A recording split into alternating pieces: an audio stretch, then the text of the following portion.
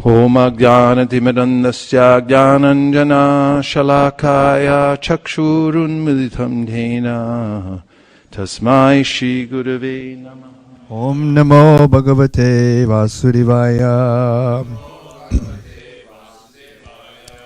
So, Prahlad Maharaj is responding to the question asked of him by his father, Hiranyakashipu, what's the best thing that you've learned in school? And he has responded with Shravanam, Kirtanam, Vishnu, Smaranam, Padasevanam, etc. And Srila Prabhupada in his purport is analyzing each individual item of the 9 processes of devotional service. And we are on, we're beginning with number 3, Smaranam. This is Srimad Bhagavatam, Canto 7, Chapter 5, Text 23 and 24, purport, beginning from 3, Smaranam. After one regularly performs the processes of hearing and chanting, and after the core of one's heart is cleansed, Smaranam, remembering, is recommended. In Srimad Bhagavatam 2.111, Shukadeva Goswami tells King Parikshit, Etan nirvidyamananam ichitam akoto bayam yoginam nipinirnitam harer namanu kirtanam. O King, kirtanam harinananda kirtanam. O King, for great yogis who have completely renounced all material connections, for those who desire all material enjoyment, and for those who are self-satisfied by dint of transcendental knowledge, constant chanting of the holy name of the Lord is recommended. According to different relationships with the Supreme Personality of Godhead, there are varieties of Namanukirtanam, chanting of the holy name. And thus, according to different relationships and mellows, there are 5 kinds of remembering. These are as follows. A. Conducting research into the worship of a particular form of the Lord. B. Concentrating the mind on one subject and withdrawing the mind's activities of thinking, feeling, and willing from all other subjects. C. Concentrating upon a particular form of the Lord. This is called meditation. D. Concentrating one's mind continuously on the form of the Lord. This is called Dhruvanushmriti, or perfect meditation. And E. Awakening a likening for concentration upon a particular form. This is called samadhi, or trance. Mental concentration upon particular pastimes of the Lord in particular circumstances is also called remembrance. Therefore, samadhi, trance, can be possible in 5 different ways in terms of one's relationship. Specifically, the trance of devotees on the stage of neutrality is called mental concentration. 4. Padasevanam. According to one's taste and strength, hearing, chanting, and remembrance may be followed by Padasevanam. One obtains the perfection of remembering when one constantly thinks of the lotus feet of the Lord. Being intensely attached to thinking of the Lord's lotus feet is called Padasevanam. Please.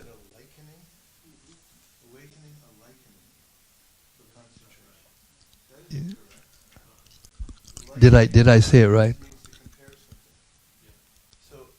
I think you read it right, but the word is wrong. I read it right, but it was written wrong. correct.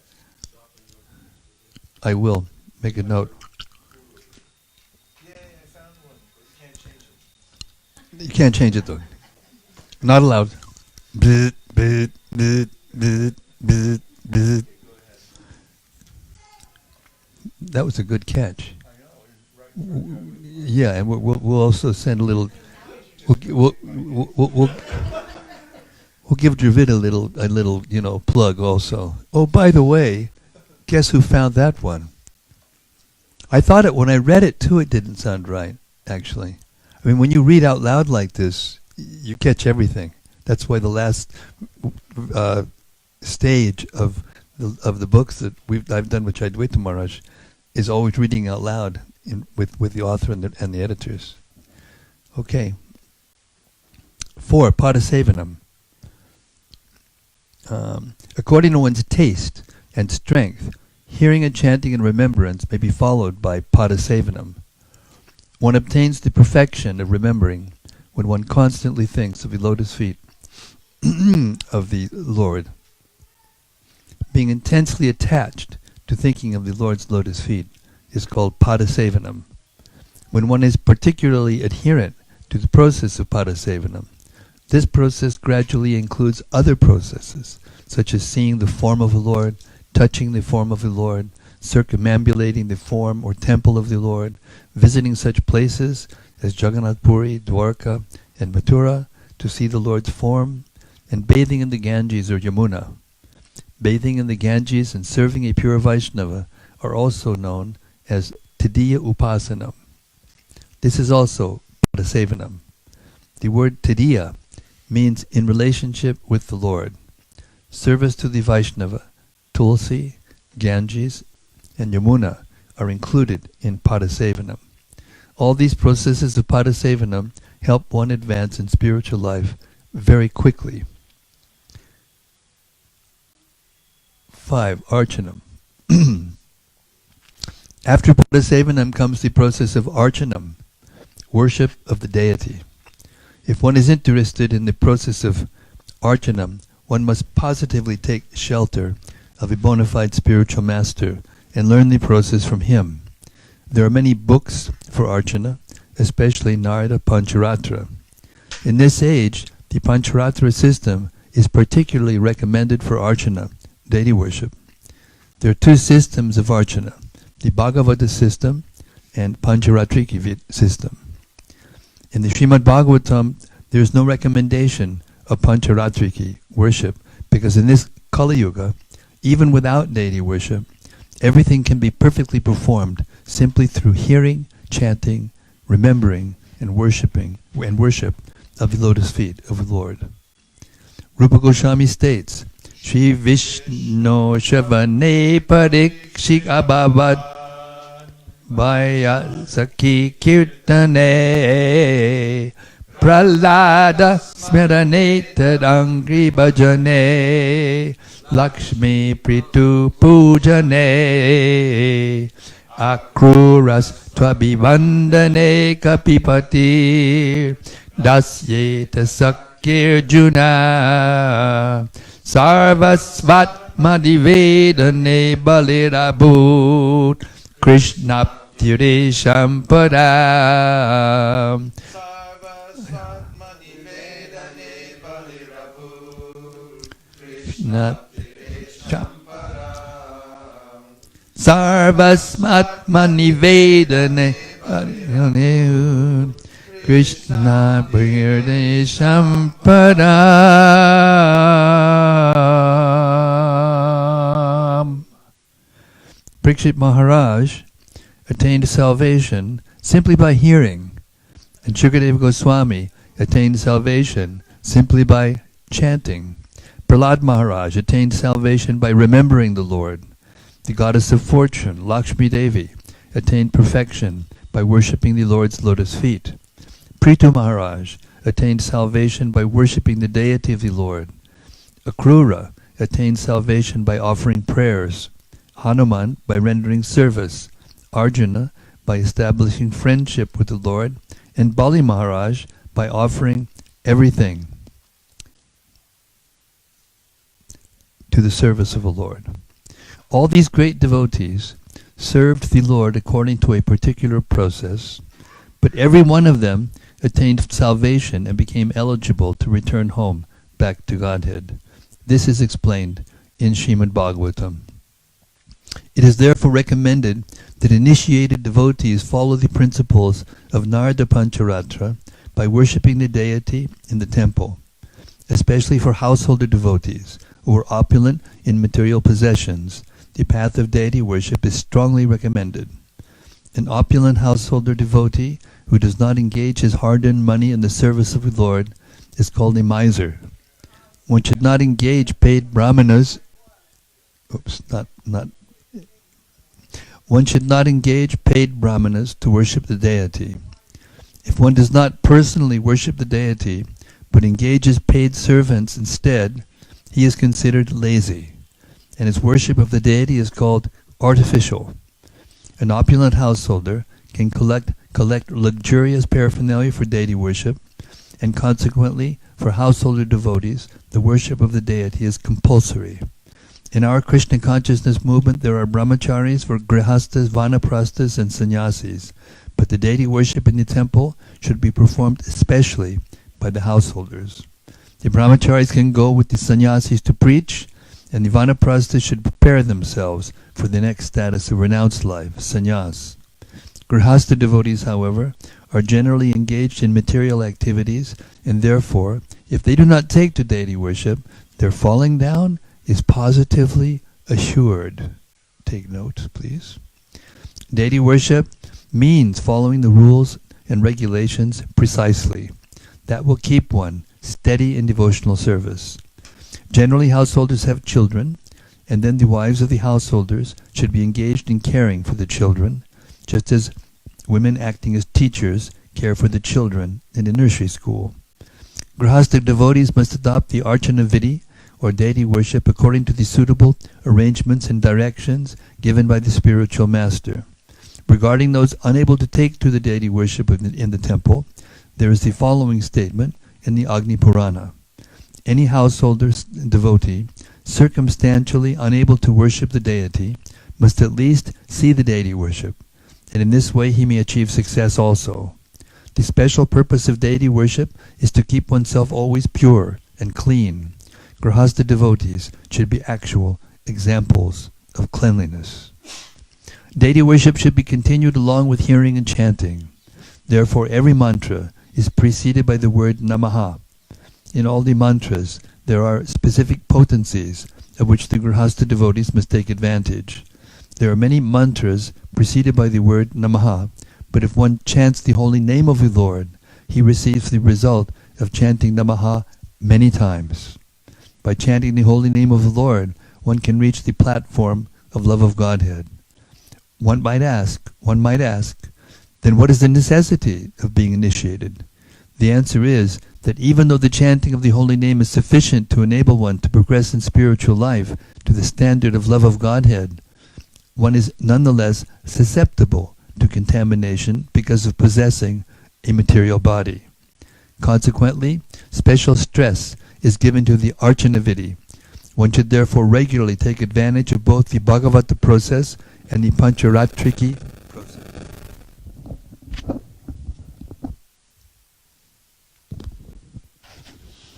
Deity worship has two divisions, namely pure and mixed with fruit of activities. For one who is steady, deity worship is compulsory.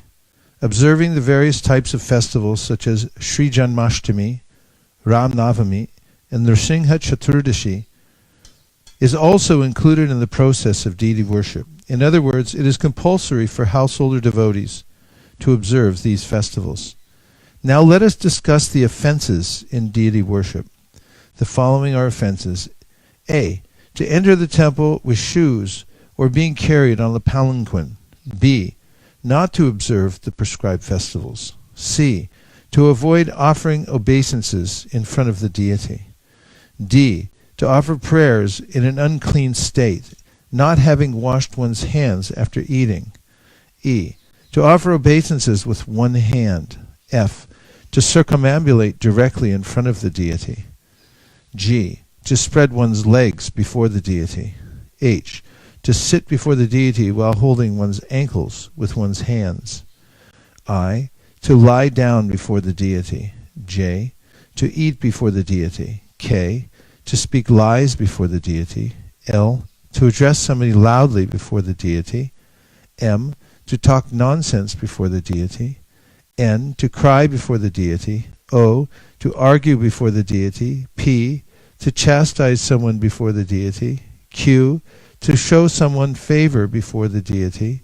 R. To use harsh words before the deity. S. To wear a woolen blanket before the deity. T. To blaspheme someone before the deity. U. To worship someone else before the deity. V. To use vulgar language before the deity. W. To pass air before the deity. X. To avoid very opulent worship of the deity, even though one is able to perform it. Y. To eat something not offered to the deity. Z. To avoid offering fresh fruits to the deity according to the season. AA. To offer food to the deity which has already been used or from which has first been given. To offer food to the deity which has already been used or from which has first been given to others. In other words, that seems a little funny, huh? To offer food to the deity which has already been used or from which.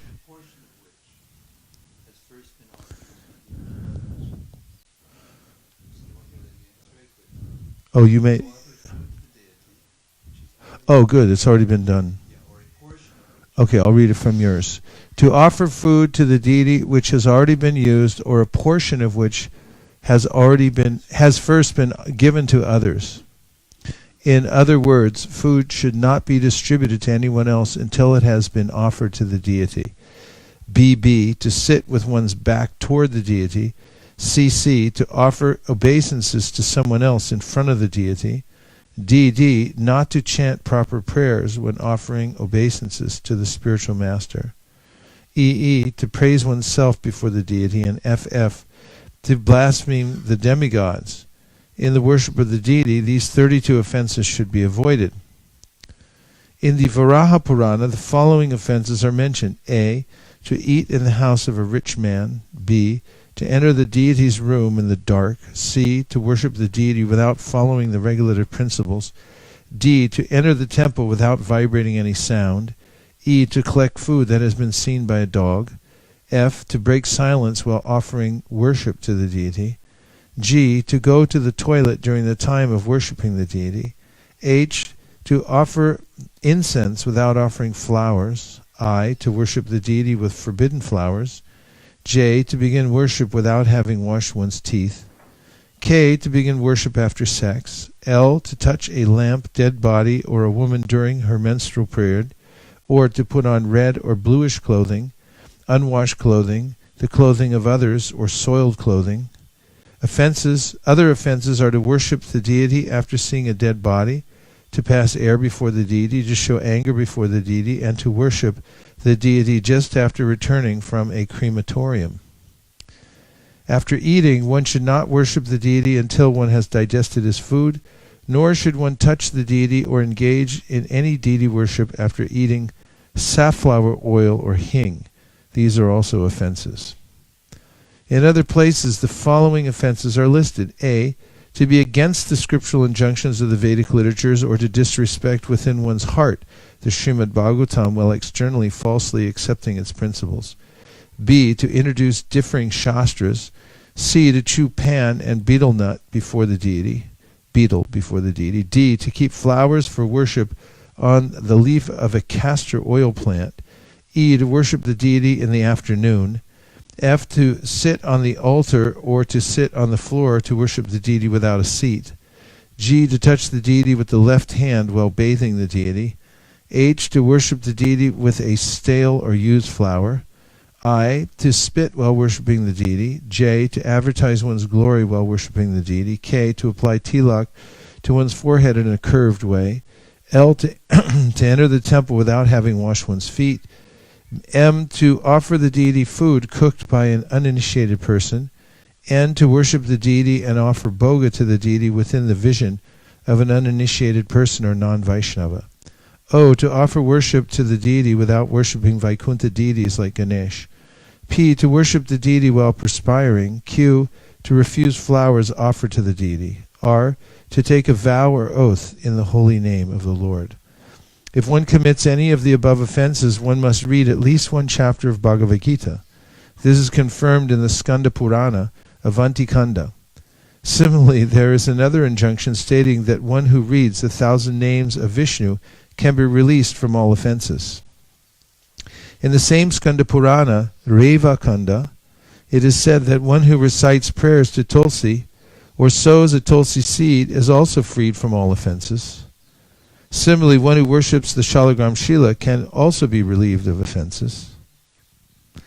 In the Brahmanda Purana, it is said that one who worships Lord Vishnu, whose 4 hands bear a conch shell, disc, lotus, flower, and club, can be relieved from the above offenses.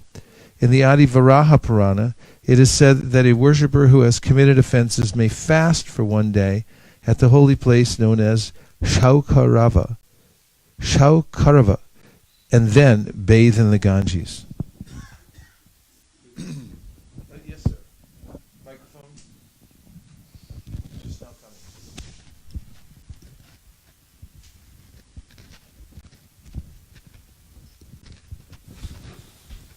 Similarly, one who worships the Shalagram Shila can also be relieved of offenses. I am under the understanding that you get full reaction for offenses in worshipping Shalagram Shila. Incorrect understanding. Actually, I talked to Krishna Kshetra Maharaj. I talked to Krishna Kshetra Maharaj many years ago when he was living in near the Radharaman temple. He was doing his thesis paper on Archan, and I interviewed him for a couple hours, and we talked a lot about Archan, and one of the things I asked him was about Shalagram worship. And he said, actually, it's very misunderstood. And he said that Shalagram is the most malleable form, deity form of the Lord, because the worship, the mood of worship the devotee has, and he'll adapt himself to it, whatever it may be.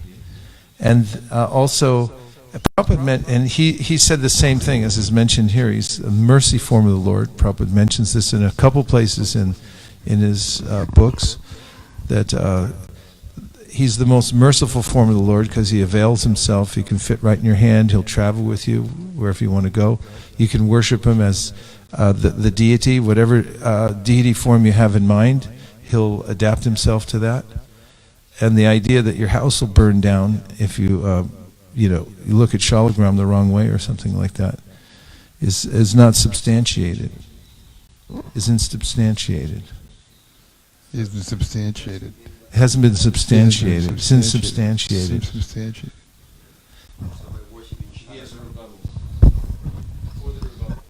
So exactly what it means is that one who worships Shalagram can also be relieved of offenses.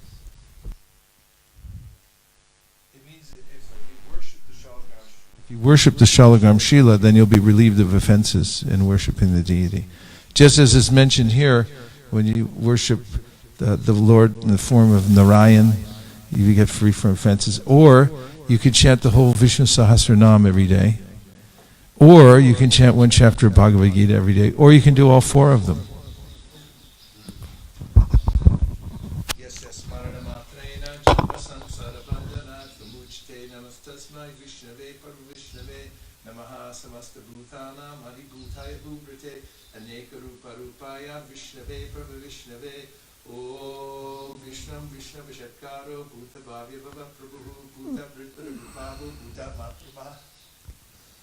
It takes only about 40 minutes.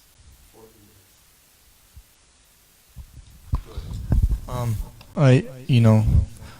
I think maybe I'm not the only one. There's a lot of restraining myself from asking a lot of questions about all those different offenses, but just at least one I'd like to ask is Red and blue?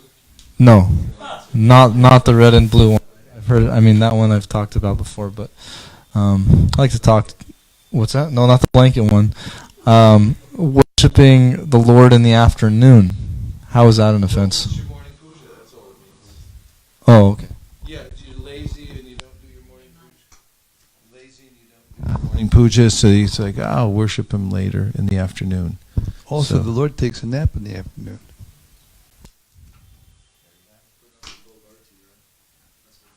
1 o'clock. 1 o'clock until afternoon means 1 o'clock until yeah.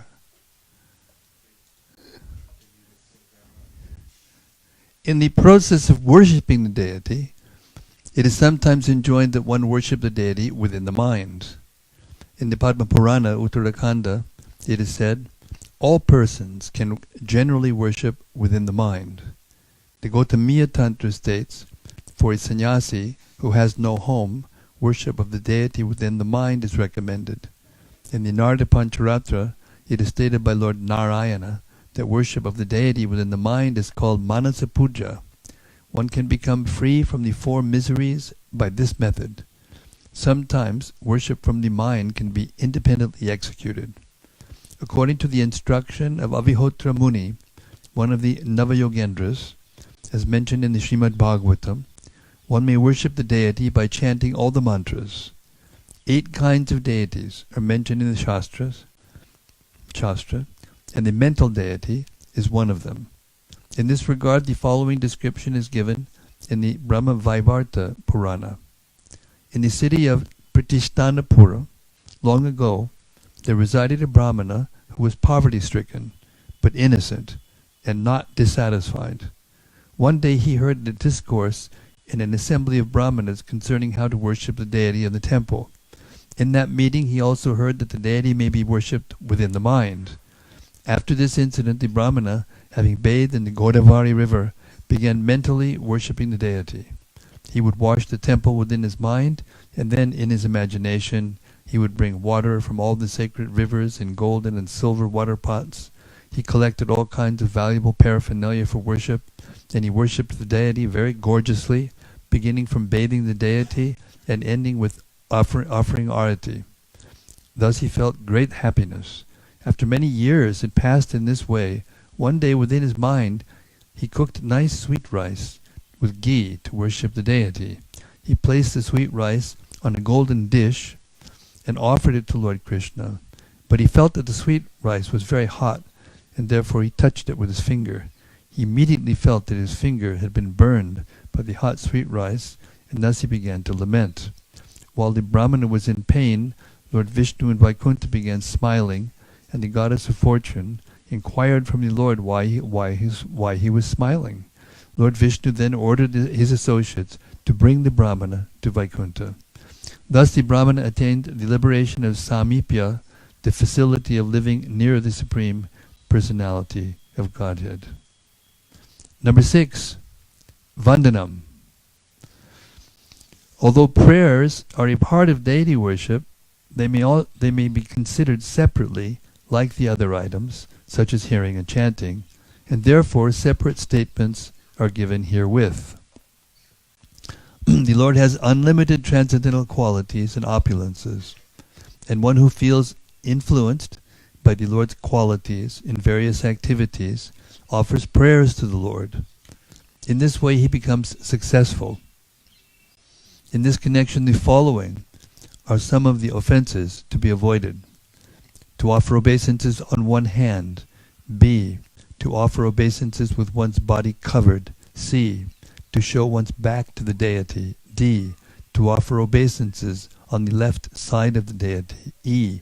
To offer obeisances very near the deity. 7. Dasyam. There is the following statement in regard to assisting the Lord as a servant. After many, many thousands of births, when one comes to the understanding that he is an eternal servant of Krishna, one can deliver others from this universe.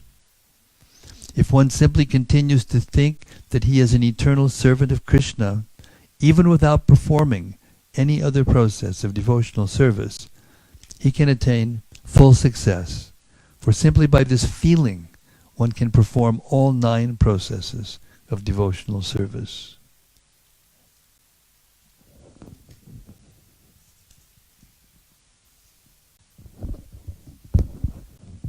Prabhupada had a comment.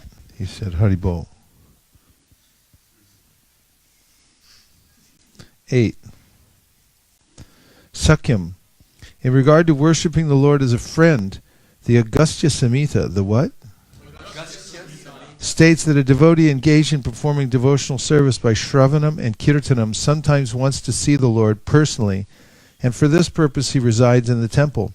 Elsewhere there is this statement, O my Lord, Supreme Personality and Eternal Friend, although you are full of bliss and knowledge, you have become the friend of the residents of Vrindavan.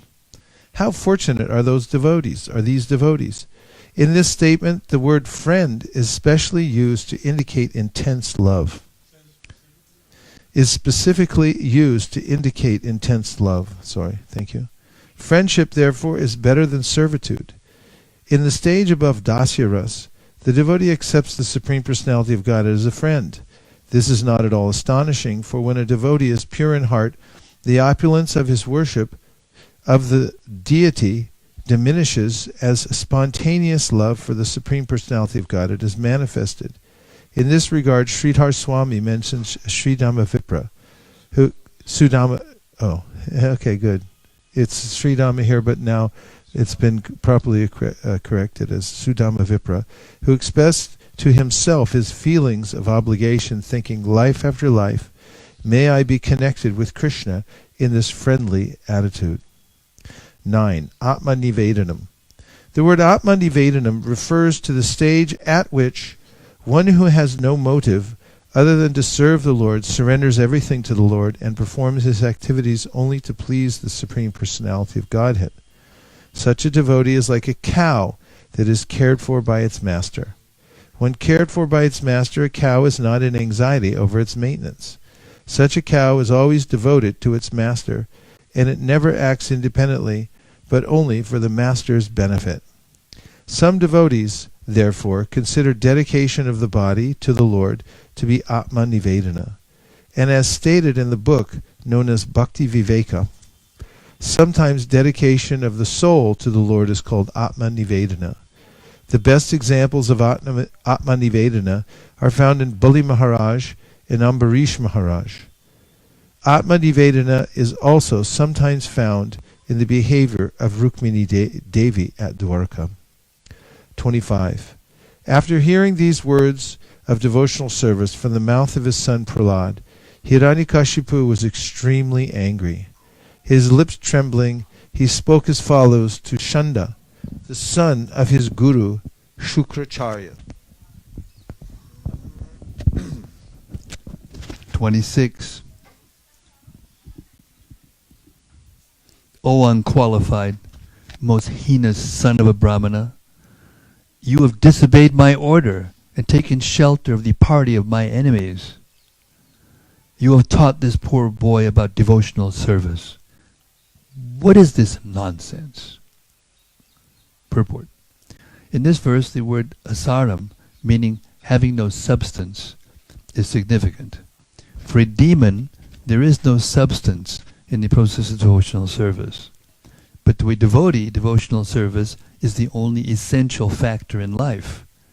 Since Hiranyakashipu did not like devotional service, the essence of life, he chastised Prahlad Maharaj's teachers with harsh words. 27. In due course of time, various types of diseases are manifest in those who are sinful. Similarly, in this world, there are many deceptive friends in false garbs. But eventually, because of their false behavior, their actual enmity becomes manifest. Purport. Being anxious about the education of his boy Prahlad, Hiranyakashipu was very much dissatisfied. When Prahlad began teaching about devotional service, Hiranyakashipu immediately regarded the teachers as his enemies in the garb of friends.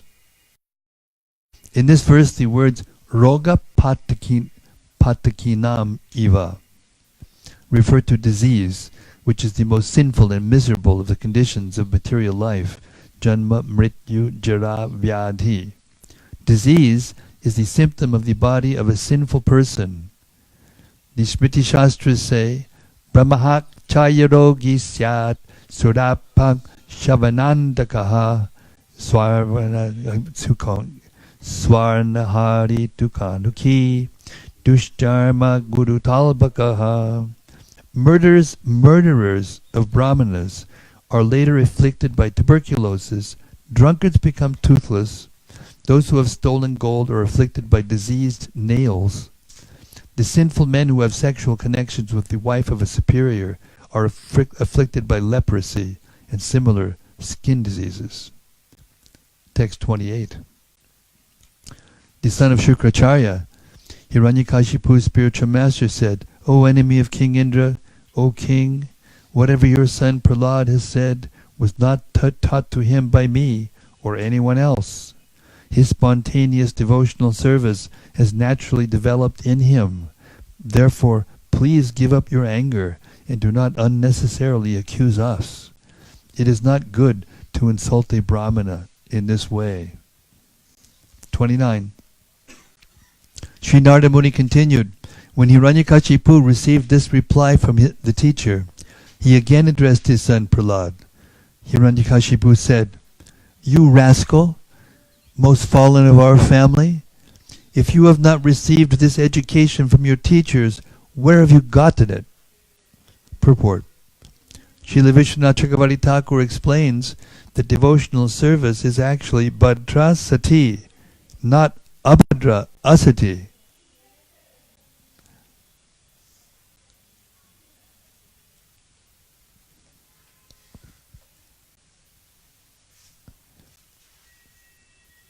Srila Vishwanath Chakravarti explains that devotional service is actually Bhadra Sati, not Abhadra Asati. In other words, knowledge of devotional service can be neither inauspicious nor contrary to etiquette. To learn devotional service is the duty of everyone. Therefore, the spontaneous education of Prahlad Maharaj is supported as auspicious and perfect. Text 30. Prahlad Maharaj replied, because of their uncontrolled senses, Shri Praraduvacha Matirna Krishne Paratak Svatova Mito Pipi Jiti Grihapratanam Adanta Gobir Tachitam Tamishram Punak Punas Charvita Charvananam Punak Punas Charvita Charvananam Punak Punas Charvita Charvananam. Prahlad Maharaj replied, because of their uncontrolled senses, persons too addicted to materialistic life progress toward hellish conditions and repeatedly chew that which has already been chewed. Progress, make progress. Did I say make progress? Oh God. Prahlad Maharaj replied, because of their uncontrolled senses, persons too addicted to materialistic life make progress toward hellish conditions and repeatedly chew that which has already been chewed. Their inclinations toward Krishna are never aroused, either by the instructions of others, by their own efforts, or by a combination of both. Purport. In this verse, the words matir na Krishna refer to devotional service rendered to Krishna. So-called politicians, erudite scholars and philosophers who read Bhagavad Gita try to twist some meaning from it to suit their material purposes. But their misunderstandings of Krishna will not yield them any profit. Because such politicians, philosophers, and scholars are interested in using Bhagavad Gita as a vehicle for adjusting things materially, for them constant thought of Krishna or Krishna consciousness is impossible. Matir na Krishna. As stated in Bhagavad Gita, Bhaktyamam abhijanati, only through devotional service can one understand Krishna as he is. The so-called politicians and scholars think of Krishna as fictitious.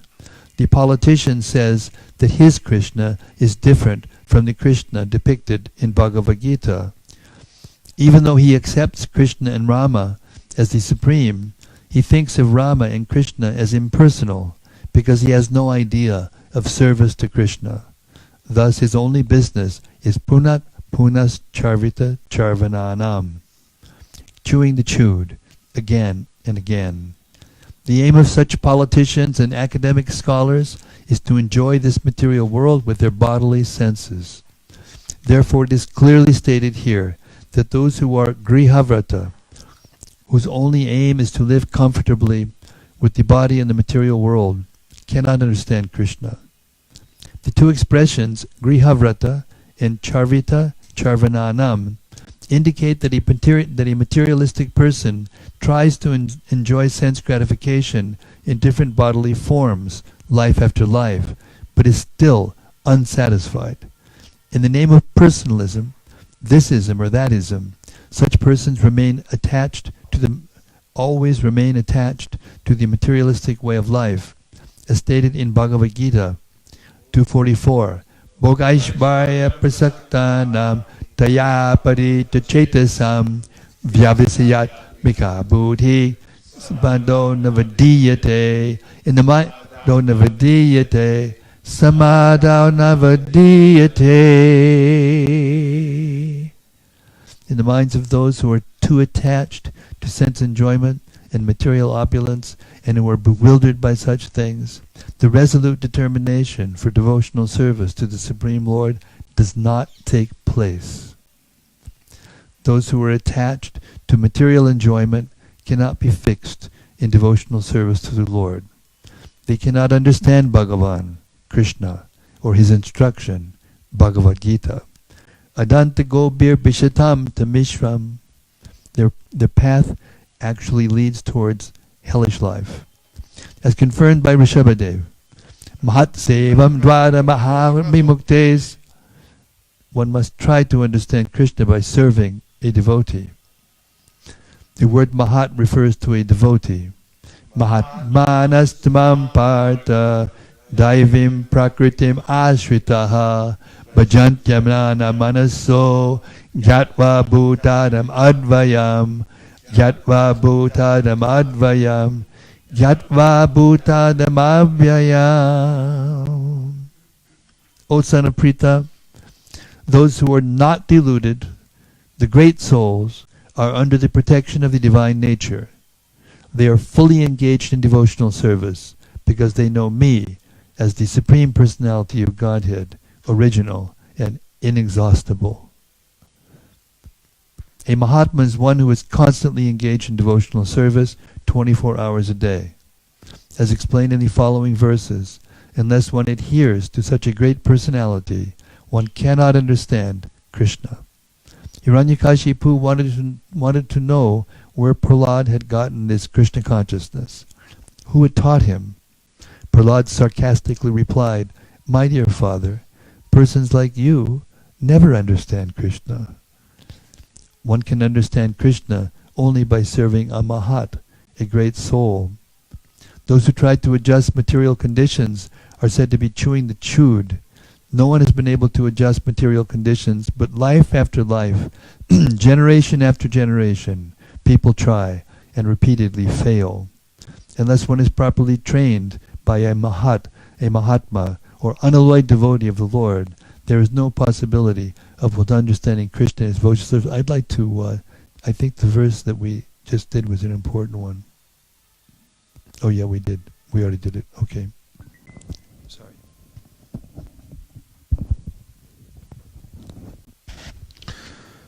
Nate vidu swartakatim hi vishnum darashayaye bahar artamanina andayatander upayina manas tepisha tantram urudam nibada tepisha tantram urudam nibada tepisha tantram urudam nibada. Persons who are strongly entrapped by the consciousness of enjoying material life, and who have therefore accepted as their leader or guru a similarly blind man attached to external sense objects, cannot understand that the goal of life is to return home back to Godhead and engage in the service of Lord Vishnu. As blind men guided by another blind man miss the right path and fall into a ditch, materially attached men led by another materially attached man are bound by the ropes of fruit of labor, which are made of very strong cords, and they continue again and again in materialistic life, suffering the threefold miseries. Purport: since there must always be a difference of opinion between demons and devotees, Hiranyakashipu, when criticized by his son Prahlad Maharaj, should not have been surprised that Prahlad Maharaj differed from his way of life. Nonetheless, Hiranyakashipu was extremely angry and wanted to rebuke his son for deriding his teacher or spiritual master who had been born in the Brahmana family of the great Acharya, Shukracharya. The word Shukra means semen, and Acharya refers to a teacher or guru.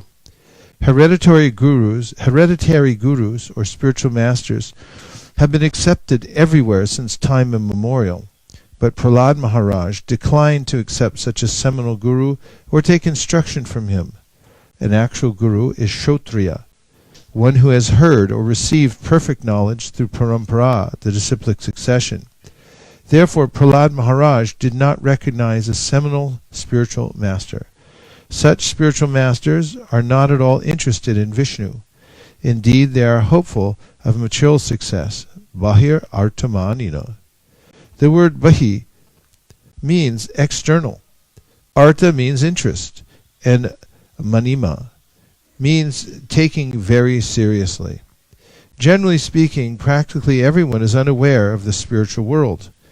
The knowledge of the materialist is restricted within the 4 billion mile limit of this material world, which is in the dark portion of the creation.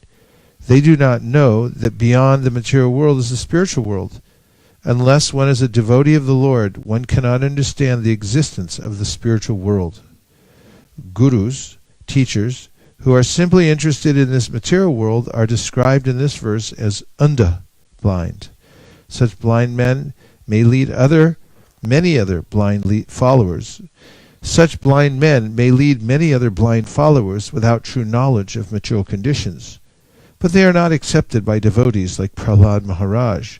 Such blind teachers, being interested in the external material world, are always bound by the strong ropes of material desire, of material nature.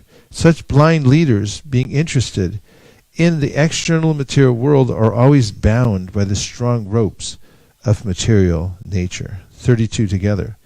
Naisham vatistavadarukram grim sprishartyanartha pagamo yadartaha mahiyasam pararajo bhishekam niskinchananam navranita yavad niskinchananam navranita yavad niskinchananam navranita yavad.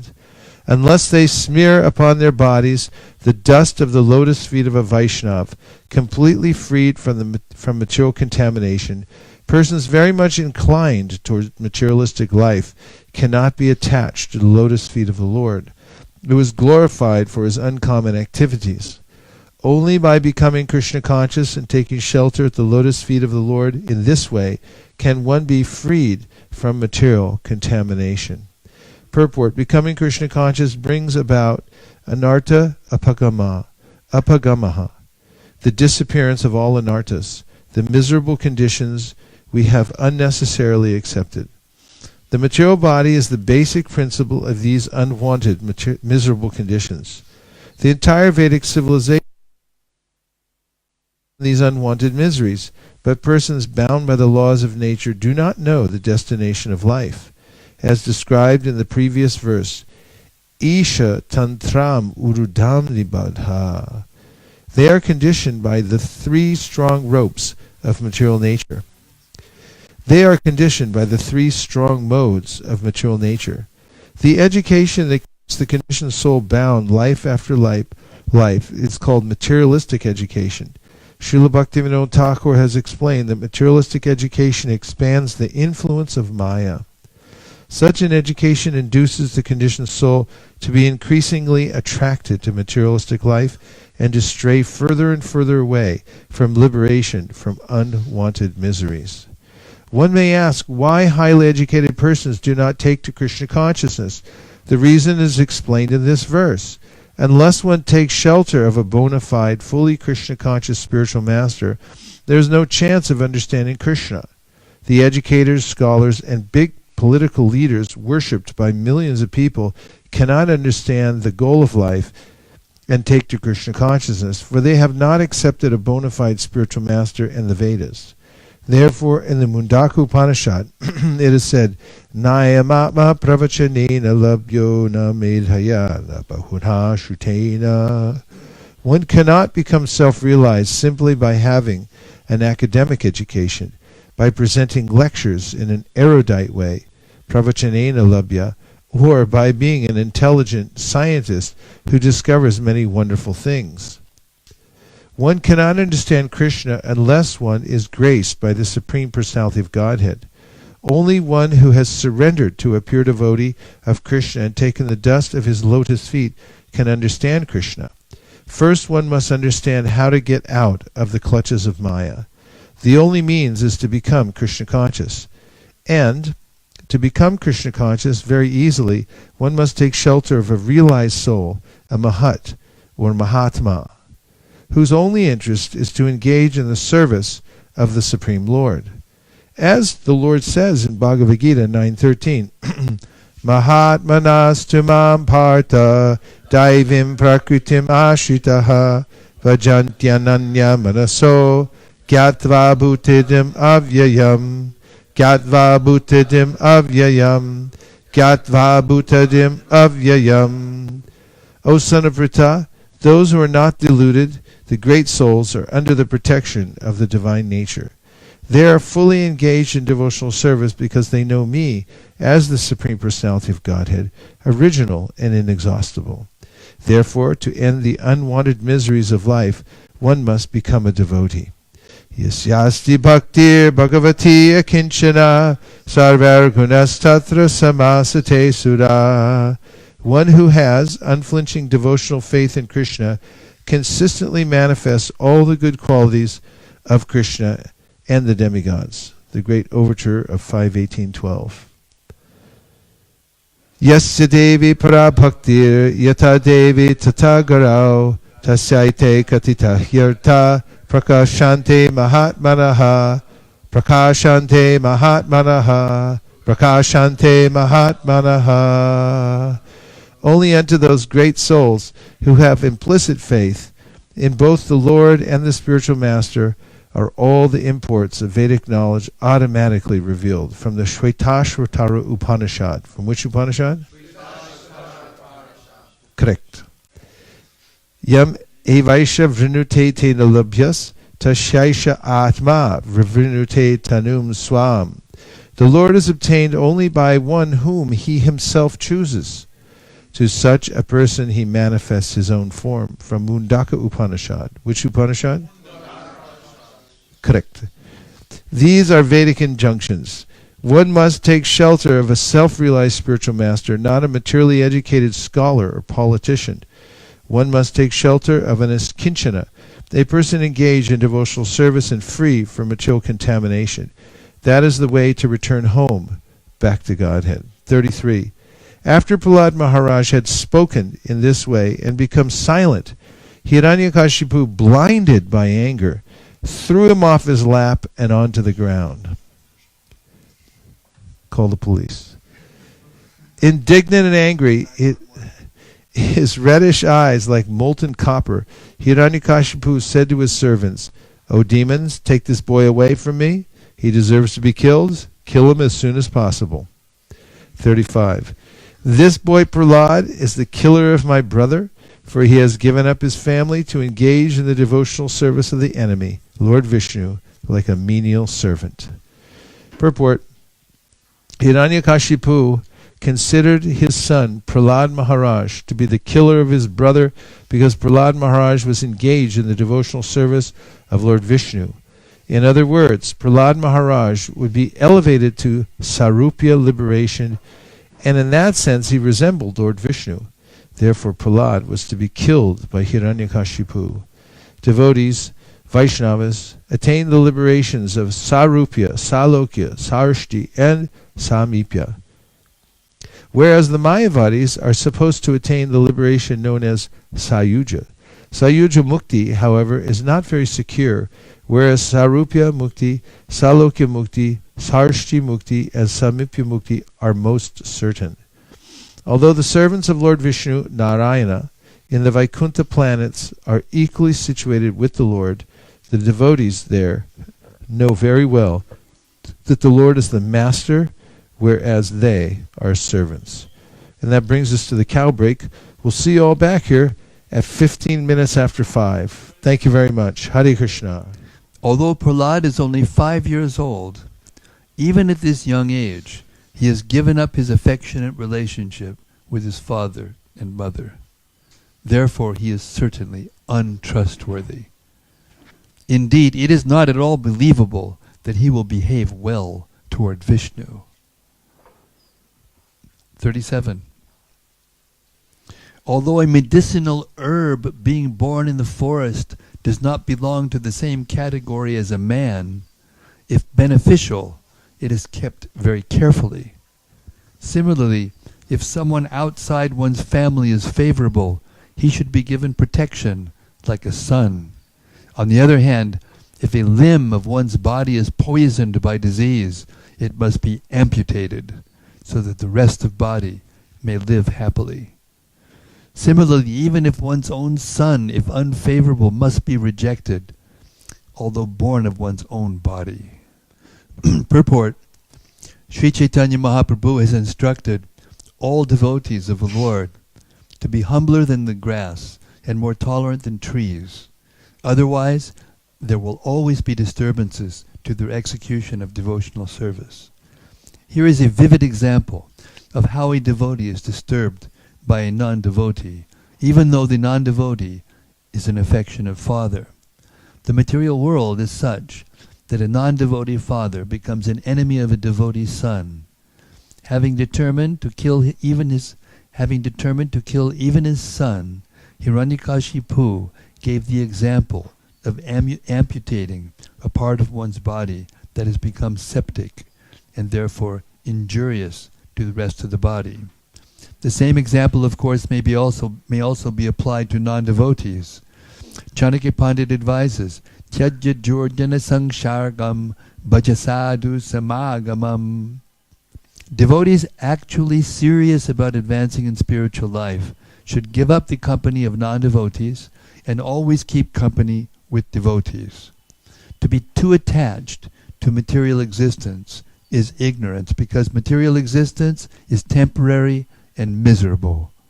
Therefore, devotees who are determined to perform tapasya, penances and austerities, to realize the self, and who are determined to become advanced in spiritual consciousness, must give up the company of atheistic non-devotees. Prahlad Maharaj maintained an attitude of non-cooperation with the philosophy of his father, Hiranyakashipu, yet he was tolerant and humble. Hiranyakashipu, however, being a non-devotee, was so polluted that he was even prepared to kill his own son. He justified this by putting forward the logic of amputation. The logic of amputation. Text 38. Just as uncontrolled senses are the enemies of all yogis engaged in advancing in spiritual life, this Prahlad, who appears to be a friend, is an enemy because I cannot control him. Therefore, this enemy, whether eating, sitting, or sleeping, must be killed by all means. Purport. Hiranyakashipu planned a campaign to kill Prahlad Maharaj. He would kill his son by administering poison to him while he was eating, by making him sit in boiling oil, or by throwing him under the feet of an elephant while he was lying down. Thus Hiranyakashipu decided to kill his innocent child, who was only 5 years old, simply because the boy had become a devotee of the Lord. This is the attitude of non-devotees toward devotees. The sharp teeth and reddish, coppery beards and hair, and they appeared extremely threatening. Making a tumultuous sound, shouting, "Chop him up! Pierce him!"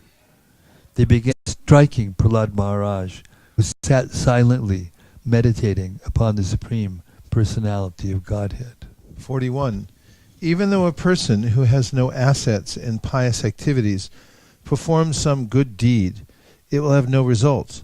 Thus the weapons of the demons had no tangible effects upon Prahlad Maharaj because he was a devotee undisturbed by material conditions and fully engaged in meditating upon and serving the Supreme Personality of Godhead, who is unchangeable, who cannot be realized by the material senses, and who is the soul of the entire universe. Purport. Prahlad Maharaj was constantly and fully engaged in thought of Godhead. As it is said, Govinda Parirambita. Prahlad Maharaj engaged himself always in meditation, and thus he was protected by Govinda. Just as a small child on the lap of his father or mother is fully protected, a devotee in all conditions is protected by the Supreme Lord. Does this mean that when Prahlad Maharaj was attacked by the demons, the Rakshasas, Govinda, was also attacked by the demons? This is not possible. There have been many attempts by the demons to hurt or kill the Supreme Personality of Godhead, but he cannot be injured by any material means because he is always in transcendence. Therefore the words Pare Brahmani are used here. The demons, the Rakshasas, can never see nor touch the Supreme Lord, can neither see nor touch the Supreme Lord.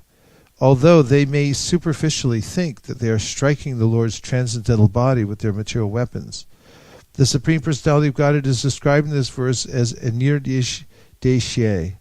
We cannot understand him to be in a particular place, for he is all-pervasive. Moreover, we cannot understand him to be in a particular place, for he is all-pervasive. Moreover, he is Akilatma, the active principle of everything, even material weapons. Those who cannot understand the position of the Lord are unfortunate. They may think that they can kill the Supreme Personality of Godhead and his devotee, but all their attempts will be futile. The Lord knows how to deal with them.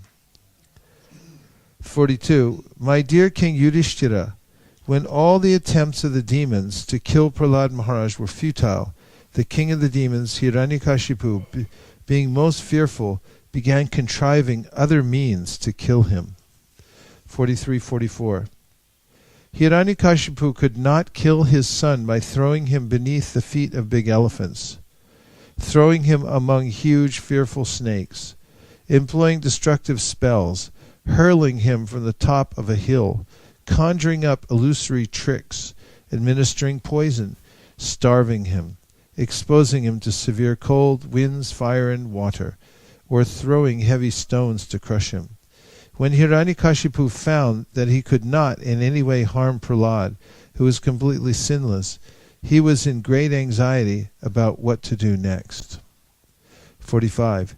Hiranyakashipu thought, I've used many ill names in chastising this boy Prahlad, and have devised many means of killing him. But despite all my endeavors, he could not be killed.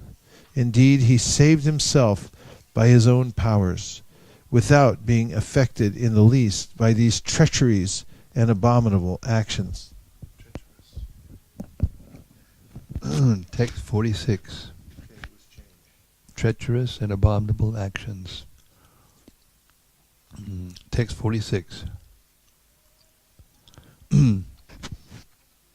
Although he is very near to me and is merely a child, he is situated in complete fearlessness.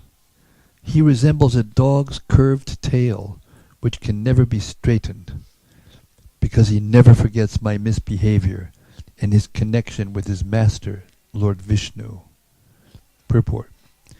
The word shuna means of a dog, and shepa means tail. The example is ordinary. However one may try to straighten a dog's tail, it is never straight, but always curved. Shunak Shepa is the name of the second son of Ajigartha. He was sold to Harishchandra, but he later took shelter of Vishwamrita, Harishchandra's enemy, and never left his side. Text 47. I can see that this boy's strength is unlimited. He has not feared any of my punishment. I can see that this boy's... I can see that this boy's strength is unlimited, for he has not feared any of my punishments, he appears immortal. Therefore, because of my enmity toward him, I shall die. Or maybe this will not take place. 48. Thinking in this way, the king of the Daityas, morose and bereft of bodily luster, remained silent with his face downward. Then Shanda and Amarka, the two sons of Shukracharya, spoke to him in secret. O Lord, we know that when you simply move your eyebrows, all the commanders of the various planets are most afraid. Without the help of any assistant, you have conquered all the three worlds. Therefore, we do not find any reason for you to be morose and full of anxiety. As for Prahlad, he is nothing but a child and cannot be a cause of anxiety. After all, his bad or good qualities have no value. 50. Until the return of our spiritual master Shukracharya arrests this child with the ropes of Varuna, so that he will not flee in fear. In any case, by the time he is somewhat grown up and has assimilated our instructions or served our spiritual master, he will change in his intelligence. Thus there need be no cause for anxiety.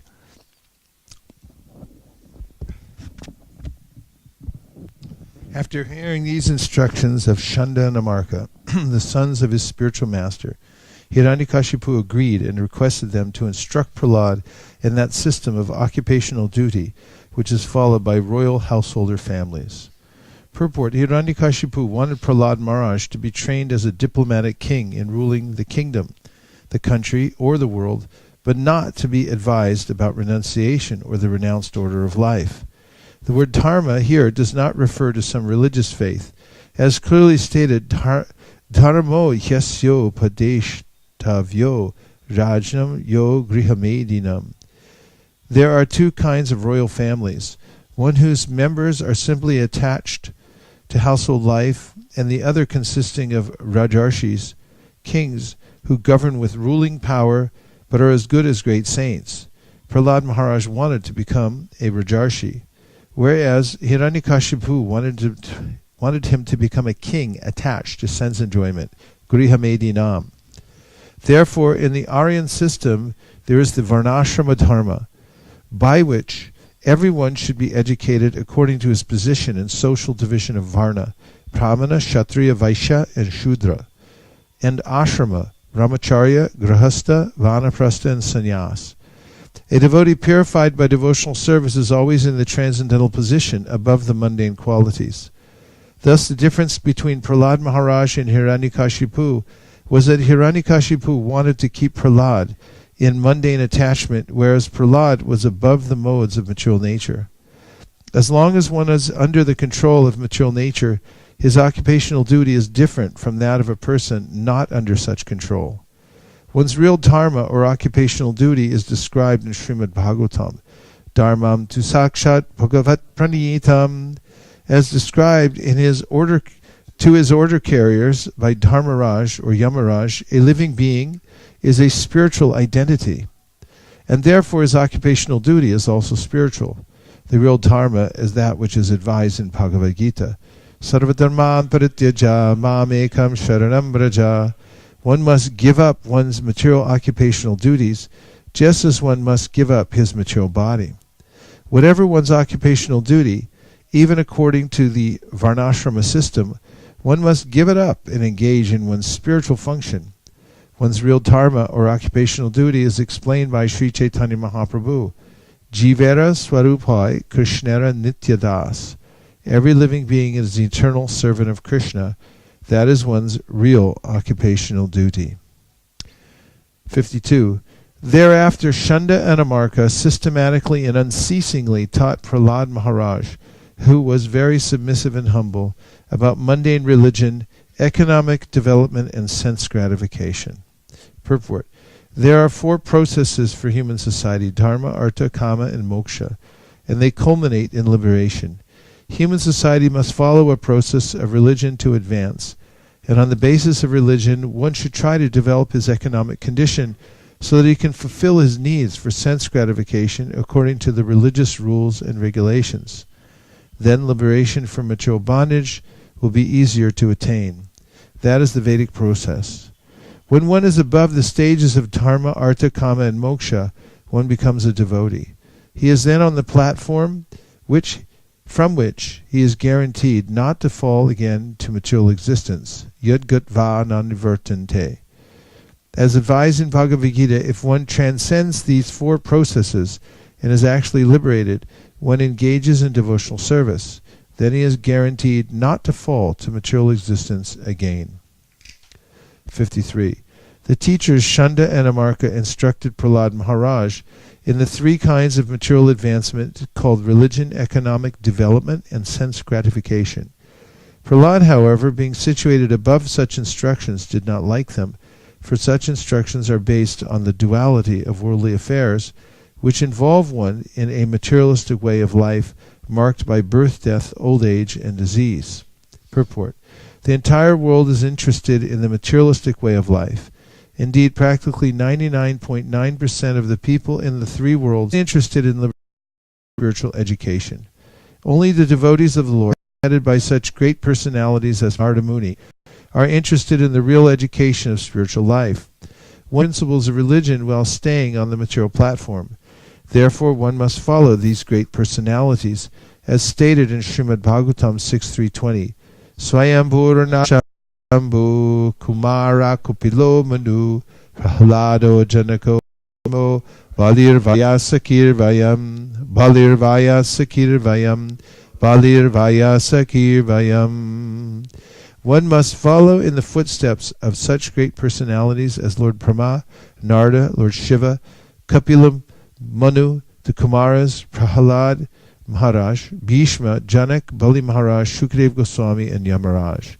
Those interested in spiritual life should follow Prahlad Maharaj in rejecting the education of religion, economic development, and sense gratification. One should be interested in spiritual education. Therefore, the Krishna consciousness movement is spreading all over the world, following in the footsteps of Prahlad Maharaj, who did not like any of the materialistic education he received from his teachers.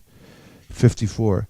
When the teachers went home to attend to their household affairs, the students of the same age as Prahlad Maharaj would call him to take the opportunity of leisure hours for play. Purport. In tiffin hours, the hours when the teachers were absent from the classroom, the students called Prahlad Maharaj, wanting to play with him. As will be seen from the following verses, however, Prahlad Maharaj was not very much interested in playing. Instead, he wanted to utilize every moment for advancing in Krishna consciousness. Therefore, as indicated in this verse by the word Krita Shanai, at the opportune moment when it was possible to preach about Krishna consciousness, Prahlad Maharaj used the time as follows. 55. Prahlad Maharaj, who was truly the supreme learned person, then addressed his class friends in very sweet language. Smiling, he began to teach them about the uselessness of the materialistic way of life. Being very kind to them, he instructed them as follows. Purport. Prahlad Maharaj's smiling is very significant. The other students were very much advanced in enjoying materialistic life through religion, economic development, and sense gratification. But Prahlad Maharaj laughed at them, knowing that this was not actual happiness. For real happiness is advancement in Krishna consciousness. The duty of those who follow in the footsteps of Prahlad Maharaj is to teach the entire world how to be Krishna conscious and thus be really happy. Materialistic persons take to so-called religion to get some blessings so that they can improve their economic position and enjoy the material world through sense gratification. But devotees like Prahlad Maharaj laugh at how foolish they are to be busy in a temporary life without knowledge of the soul's transmigration from one body to another. Materialistic persons are engaged in striving for temporary benefits, whereas persons advanced in spiritual knowledge, such as Prahlad Maharaj, are not interested in the materialistic way of life. Instead, they want to be elevated to an eternal life of knowledge and bliss. Therefore, as Krishna is always compassionate to the fallen souls, his servants, the devotees of Lord Krishna, are also interested in educating the entire populace in Krishna consciousness. The mistake of materialistic life is understood by devotees, and therefore they smile upon it, considering it insignificant. Out of compassion, however, such devotees preach the gospel of Bhagavad Gita all over the world. 56 and 57. Daily double.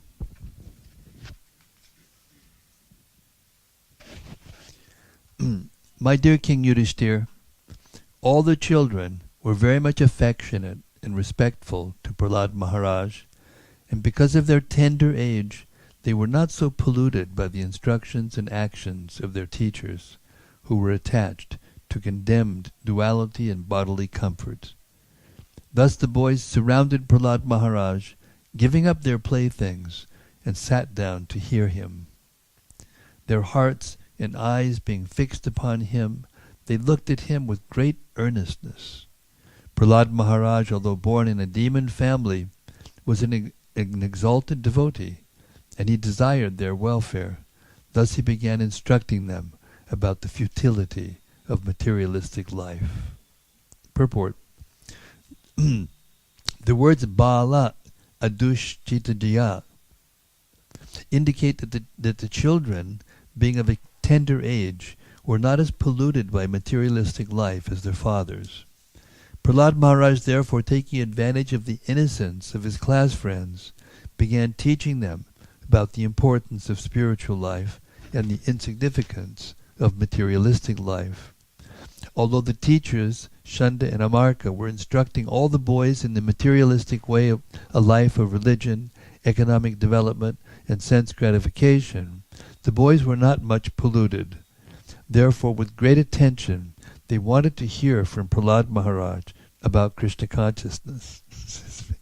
In our Krishna consciousness movement, the Gurukula plays an extremely important part in our activities, because right from childhood, the boys at the Gurukula are instructed about Krishna consciousness.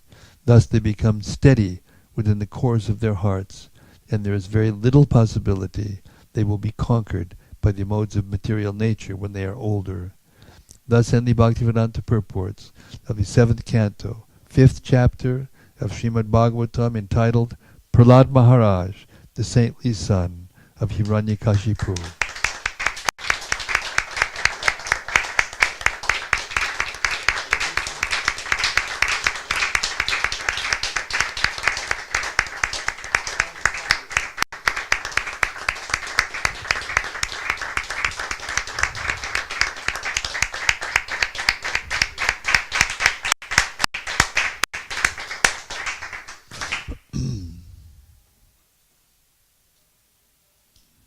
Couple reflections.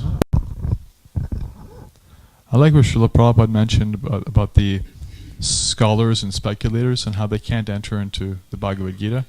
And he said that they may accept Rama and Krishna, but they accept them in an impersonal way because they have no idea of service. It just highlighted for me that without service, Krishna and Balaram and all the forms of Godhead they remain theoretical and two-dimensional. There's no substance to them. We can talk about them, but there's no relationship, nothing. In 1976, I believe it was, the devotees who first started going around and doing college programs, I think it was Satsvarup Maharaj, Ridananda Maharaj, and a few others, they started touring, and they had a certain circuit. And they came to Prabhupada, and it was, I think, during the it might have been during that Bhaktivedanta Institute meeting that they had. There was a, discussion. It's in the database, and they were saying that they noticed that when they went in this tour of and they had been doing it now for like 4 years, from 1972 when Satsvarup Maharaj and Ridananda took sannyas in L.A. for about 4 years they've been going the same circuit, and they noticed, they said, that the freshmen were more innocent and receptive, and the seniors, by the time they went through that 4 years, they were really difficult to talk to, difficult to. So I was just, noting that here it said that the students were innocent, and therefore they wanted to hear. And I was thinking also that we're having some success in the local colleges. What is the not junior community colleges, and ISV. When you're going out and doing I've been noticing, because I see, I get the reports, and I see the students that are taking books and how successful they are doing them there, and in terms of numbers of books and people who are interested. And again, I was just thinking, as I've been thinking for the last few years, if we invest our energy where it's people are more receptive, and that may be one of the criterion that is mentioned here in this part of the Bhagavatam, to talk to people who are not so, polluted, not so contaminated. Other reflections? I find it disconcerting that Hiranyakasipu says, just as uncontrolled senses are the enemies of all yogis engaged in advancing in spiritual life. This Prahlad, is trying to accuse him, but he's speaking. He knows what uncontrolled senses are, and what a yogi is, and still he looks like it doesn't affect him positively. How is that possible that somebody would talk like that? Yeah, it's a similar point that's made about Jarasandha. And Prabhupada makes that point about how Jarasandha knew the Vedic culture, knew everything about it, but still he was atheistic because he didn't believe in Krishna. And that no matter how much knowledge you have otherwise, when you're disconnected from that, it just becomes superficial, useless knowledge. I was reading a little bit online earlier, and I was just curious because I missed the context of this, but I heard something come up about chanting a chapter of Bhagavad Gita every day, or how chanting a chapter of Bhagavad Gita purifies you from some offenses. So could you just remind me and expound upon the glories of chanting a chapter of Bhagavad Gita? It's in our Bharati, our deity worship guides, that to nullify seva aparads, those offenses made when worshipping the deity, one should, or one can, chant one chapter of Bhagavad Gita a day. That was it. That was the context. Other points? From the long purport to the verse about Shravanam Kirtanam, I liked how Prabhupada explained first shortly in the beginning the different 9 items, and then went through all of them in detail and make it so clear, precise, in practical way. And specifically in the offenses section of the chanting, 10 offenses, the 10th one was to not develop attachment to chanting. This is another way of saying I like that type of a slight difference, but it's not to maintain material attachments, and this was to not develop attachment to chanting the holy name is the 10th offense. Yeah. It's one of the ways in which Niyamagraha is described, that it's illegal not to get a taste. And so it behooves the chanter to look into that. Why is it you're not getting a taste?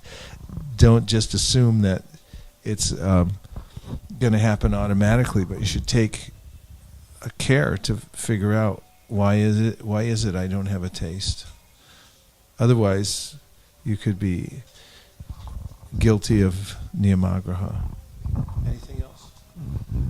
This is sufficient, and of that you're mentioning, eagerness to surrender to Krishna is there, then one has to consider that person a devotee, even if all the others are absent. It's absent, but the person's not really a devotee. Did you notice that? Yeah. In the enumeration of the different points, that one was the shortest one, but it was the one that struck us. Anything else? Okay. Yes. Last one. I didn't know that the 9 processes were described in this way, more like progressively. It said like once you hear and chant, then you can start remembering more, and then remembering more leads to archanam. It's in the first like 5, I think Prabhupada says like in a progressive nature. I wasn't really aware of that. Maybe you could explain that a little more. This progression is, I mean, it appears in many places, but one where it's explained more thoroughly is in the Nectar of Instruction, the verse in which Rupa Goswami says, Nama Rupa Charitari Sukirtananu Smrityo Kramena Rasanamanisinyoja Tishtan Raje Tananuragi Jananugami Kalam Nayed Akilamitu Padesha Saram. That the essence of all advice is that one should engage one's full time 24 hours a day in nicely hearing, chanting, remembering the Supreme Personality of Godhead. In the purport, Prabhupada paraphrases Srila Bhaktisiddhanta Saraswati Thakur's commentary on this particular verse, and he gives technical terms for the ways, for the levels that one advances to, and they're all precipitated by hearing. And just by hearing regularly, then one progresses to the next level and the next level, and everything unfolds from that process. I mean, there are other places as well, like Satam Prasangam Mamavirya Sambido Bhavanti Hritkarna Rasayana Kata Tajjo Shadadasho Pavartmani Shadaratir Bhaktir Anukramishruti. And in that verse, Anukramishruti means Anukrama, means step by step. These various, they're named in general categories. Shraddha, Rati, Bhakti. One advances, and how? Because of hearing and chanting and the association of devotees. So it's and of course Prabhupada, when he was on the Jaladuta, mentioned, and in other places, for instance, the verse that he apparently quotes more, or that he spoke on more than any other verse in the Bhagavad Gita, which is 7.1.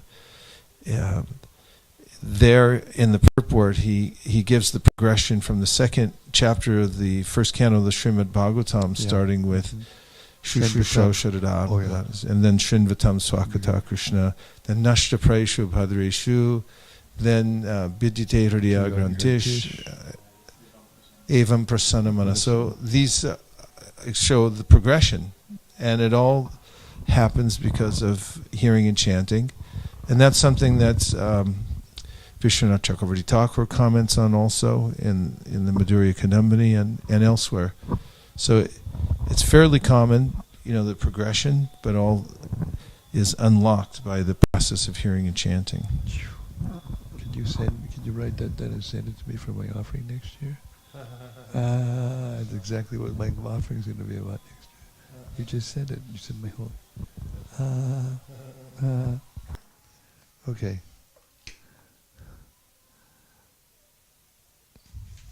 Is it your turn or my turn? Well,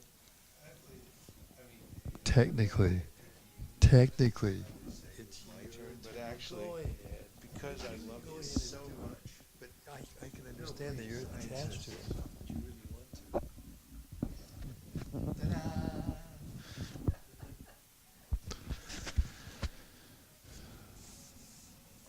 Stevie Wonder could see what you're up to. Text number 1. In the new chapter entitled Prahlad Instructs His Demoniac Schoolmates, Chapter 6. Shri Paraduvacha Komara Acharet Pragno Dharman Bhagavatamiha Dhurlabham Manusham Janma Tadapya Dhruvma Artadam tadapya dhruvamartadam, tadapya dhruvamartadam. Prahlad Maharaj said, one who is sufficiently intelligent should use the human form of body from the very beginning of life, in other words, from the tender age of childhood, to practice the activities of devotional service, giving up all other engagements. The human body is most rarely achieved, and although temporary like other bodies, it is meaningful because in human life one can perform devotional service. Even a slight amount of sincere devotional service can give one complete perfection. Purport: the whole purpose of Vedic civilization and of reading the Vedas is to attain the perfect stage of devotional service in the human form of life. According to the Vedic system, therefore, from the very beginning of life, the brahmacharya system is introduced, so that from one's very childhood, from the age of 5 years, one can practice modifying one's human activities so as to engage perfectly in devotional service. As confirmed in Bhagavad Gita 2:40, Swalpam apyasya dharmasya trayate mahato bhayat. Even a little advancement on this path can protect one from the most dangerous type of fear. Just a note about this sentence, it says one can practice modifying one's human activities. That's a very instructive statement, isn't it? Modify, sir. Modern civilization, not referring to the verdicts of Vedic literature, is so cruel to the members of human society that instead of teaching children to become brahmacharis, it teaches mothers to kill their children even in the womb on the plea of curbing the increase of population. And if by chance a child is saved, he is educated only for sense gratification. Gradually, throughout the entire world, human society is losing interest in the perfection of life. Indeed, men are living like cats and dogs, spoiling the duration of their human lives by actually preparing to transmigrate again to the degraded species among the 8,400,000 species forms of life. The Krishna consciousness movement is anxious to serve human society by teaching people to perform devotional service, which can save a human being from being degraded again to animal life. As already stated by Prahlad Maharaj, Bhagavat Dharma consists of Shravanam, Kirtanam, Vishnu, Smaranam, Pada, Sevanam, Archanam, Vandanam, Dasyam, Sakyam, Atma, Nivedanam. In all the schools, colleges, and universities, and at home, all children and youths should be taught to hear about the Supreme Personality of Godhead. In other words, they should be taught to hear the instructions of Bhagavad Gita, to put them into practice in their lives, and thus become strong in devotional service. Free from fear of being degraded to animal life, following Bhagavad Dharma has been made extremely easy in this age of Kali. The Shastra says, Harinama, Harinama, Hariname Vakevalam, Kalau Nastyeva, Nastyeva, Nastyeva, Gatiranyatha. One need only chant the Hare Krishna Mahamantra. Everyone engaged in the practice of chanting the Hare Krishna Mahamantra will be completely cleansed from the core of his heart and be saved from the cycle of birth and death.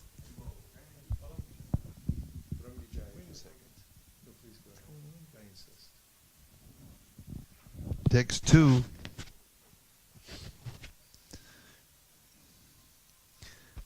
The human form of life affords one a chance to return home, back to Godhead.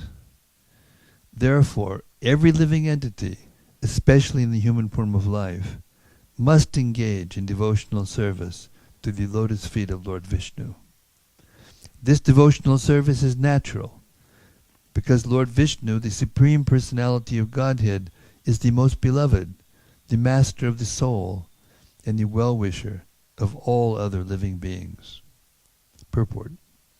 The Lord says in Bhagavad Gita 5.12, if you notice how many, every purport Prabhupada chants, he quotes Bhagavad Gita throughout.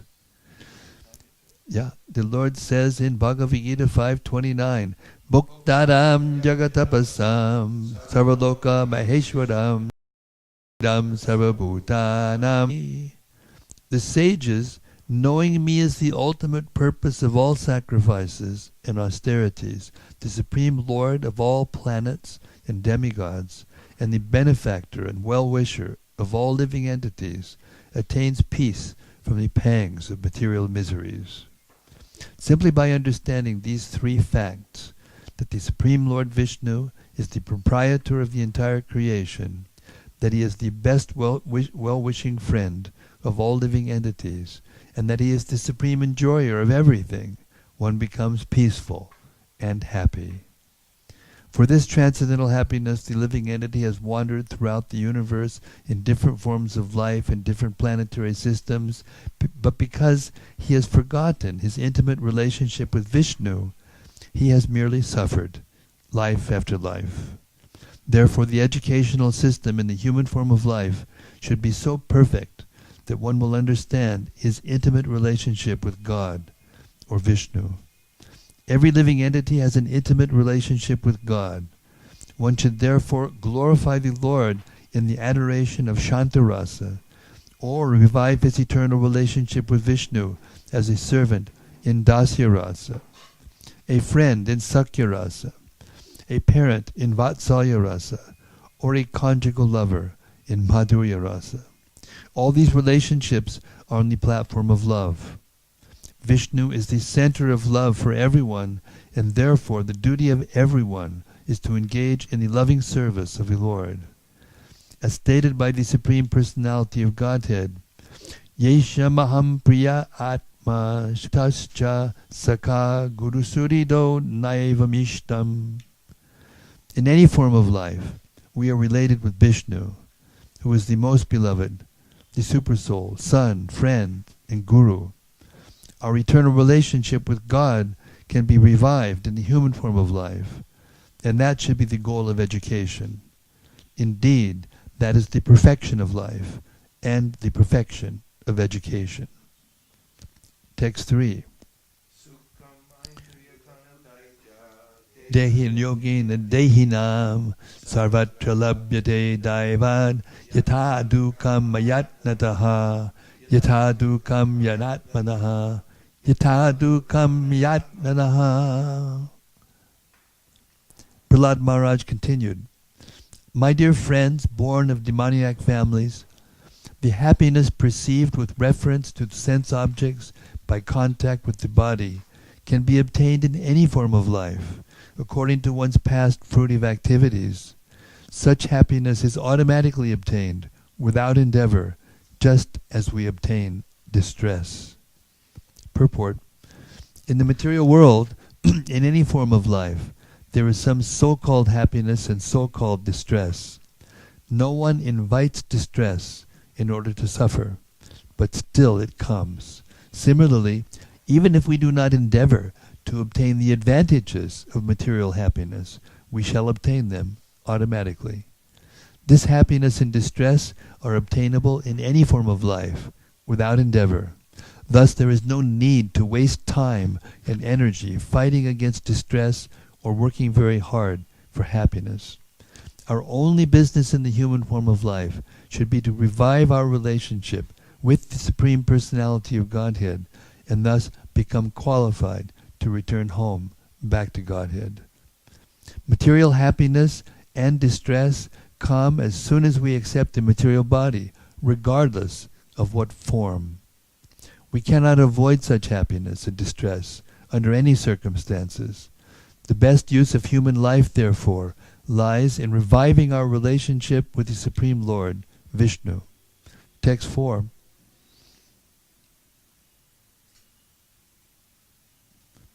Endeavors merely for sense gratification or material happiness through economic development are not to be performed, for they result only in a loss of time and energy with no actual profit.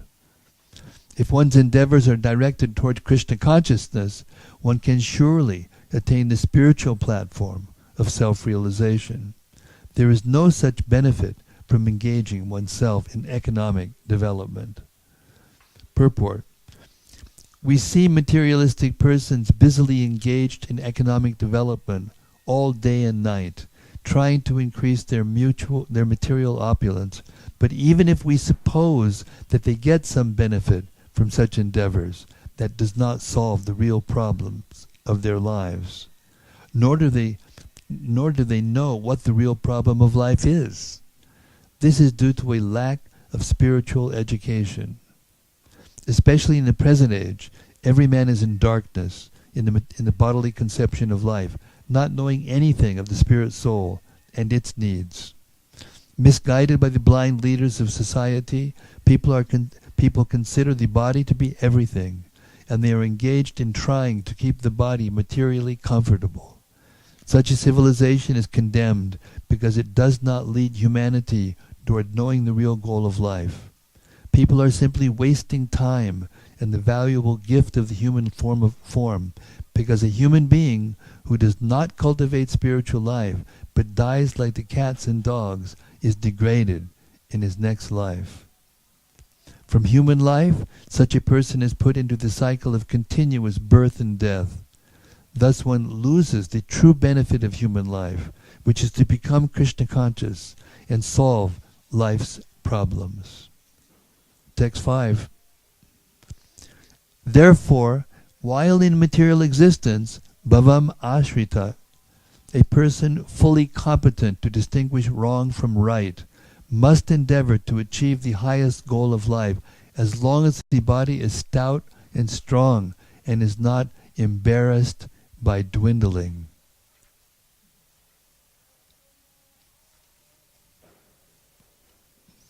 Purport. As stated by Prahlad Maharaj at the beginning of this chapter, Komara Atradat Pragya. The word pragya refers to one who is experienced and who can distinguish right from wrong. Such a person should not waste his energy and valuable human lifetime simply working like a cat or dog to develop his economic condition. For one word in this verse there are two readings, bhavam ashrita and bhayam ashritaha.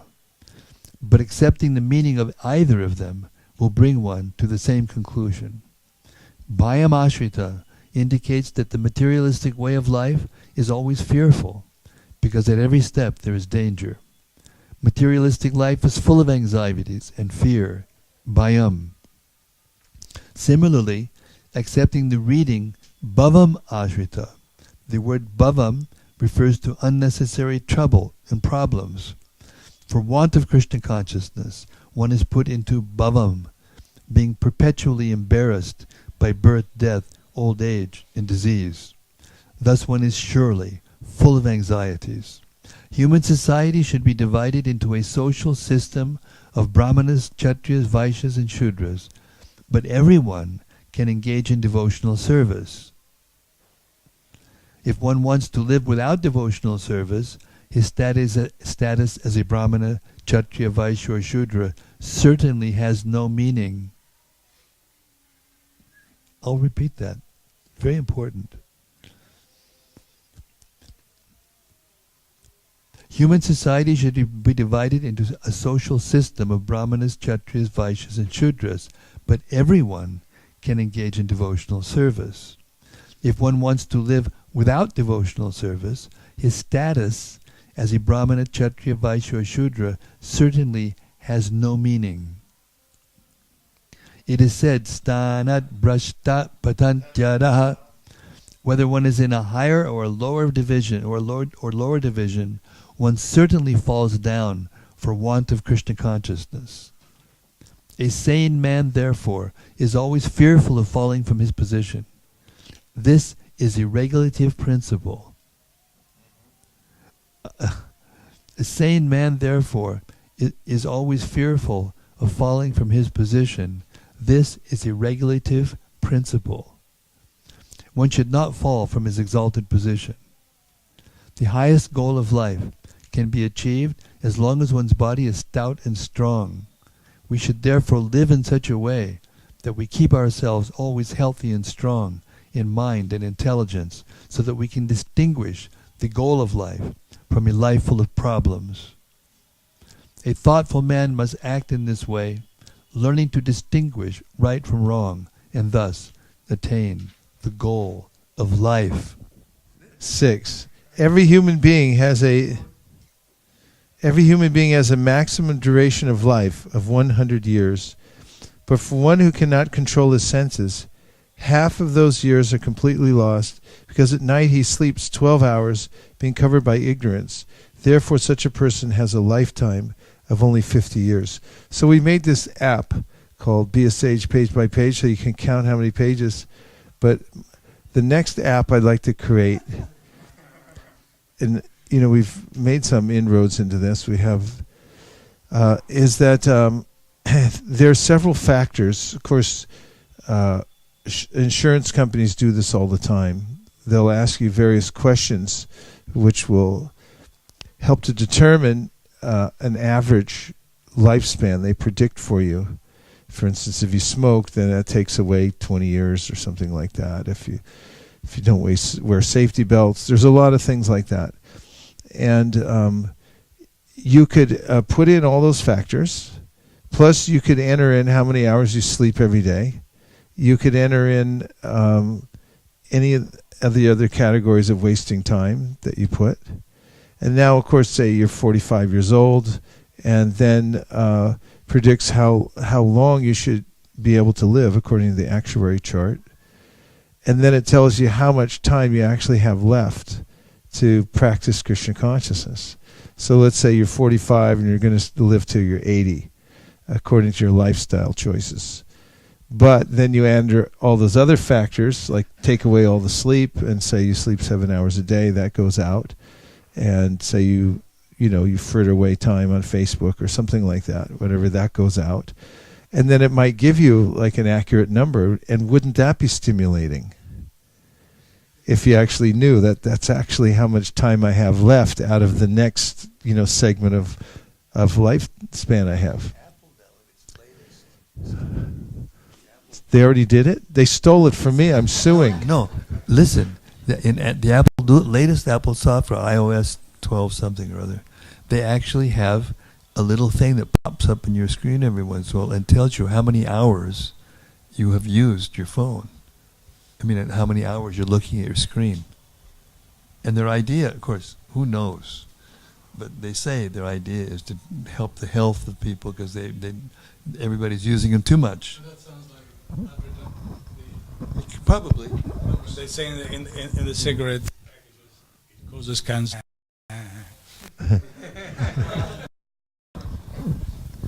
Would you use the app if we offered it? As around the time of the Y2K, do you all remember that? You were all kids at that time.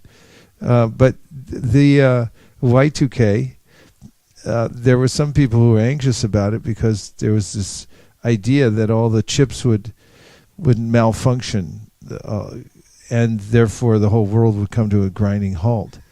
And there were these little countdown timers that told how many years or months and days, seconds were left till midnight on Y2K. And people would keep them in their living room or whatever, and kind of freak out about it every time they look at it. But I was just wondering, like, if everyone had a little lapel counter, and say you actually knew how many years and months and days and seconds you had left, and you wore it on your lapel or kept it on your bead bag or whatever, and you kept looking at it and you go like, oh, I actually have this many, this is how long I have to live. Would you change your lifestyle? Would it influence you at all? What do you think, Radhika? Yeah? Number 70 is going to happen to you anyway, whether you have it on your lapel or not. Knowing the human nature, people will find effect. Knowing that there's the human nature will go, nah, that's not true, because they're still electing the same president this time again. Yeah.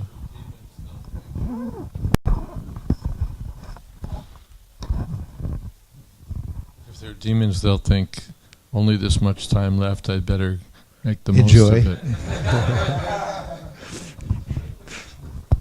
Took the Chevy to the levee. Yeah. I just wanted to say I tried something similar once. You did that, eh? Well, just for each day, you know. Yeah. Okay, so wake up. Then I have, if I go to bed, then I have, I forgot what it was, 10, 12, 14 hours left, and I'd announce it out loud in the ashram. It was just a few of us there, and I would say, okay, we got 13 hours left for the day, and then every like hour or two, I'd keep saying it.